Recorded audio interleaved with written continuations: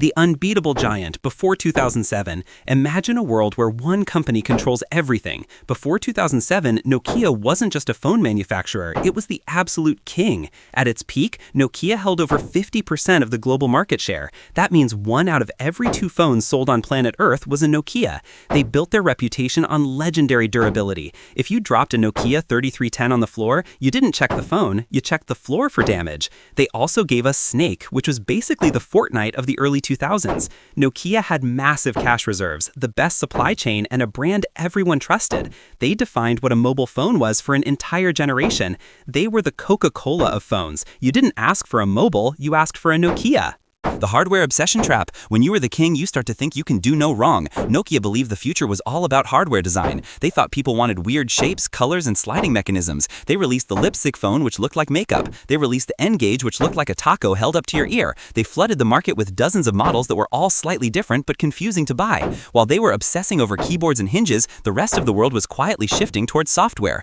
Nokia didn't realize that the physical phone was becoming just a screen for apps. It's like a car company inventing square wheels just to look different, instead of improving the engine.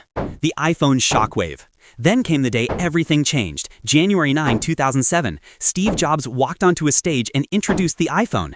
It introduced a capacitive multi-touch screen that responded to the lightest touch of a finger.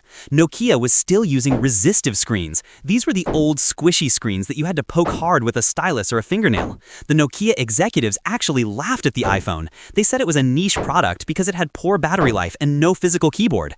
They didn't understand that consumers were happy to charge their phones every night if it meant having a pocket computer. Nokia brought a knife to a gunfight and laughed at the gun because it needed charging.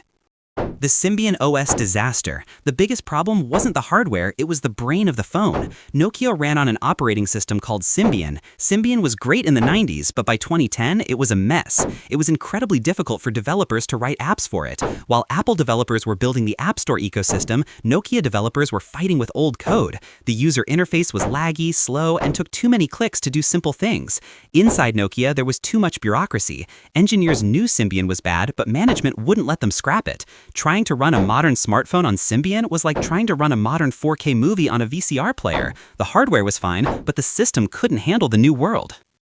The Android missed opportunity. Nokia actually had a chance to save itself. While Apple kept its system closed, Google launched Android and offered it to other manufacturers. Samsung, HTC, and Motorola saw the writing on the wall. They adopted Android, replaced their bad software, and survived. But Nokia had too much pride. They refused to be just another Android manufacturer. They wanted to own their own software. They tried to build a new system called MeGo, but it was too little, too late. They essentially refused a life raft on the Titanic because they'd rather build their own raft while the ship was already sinking.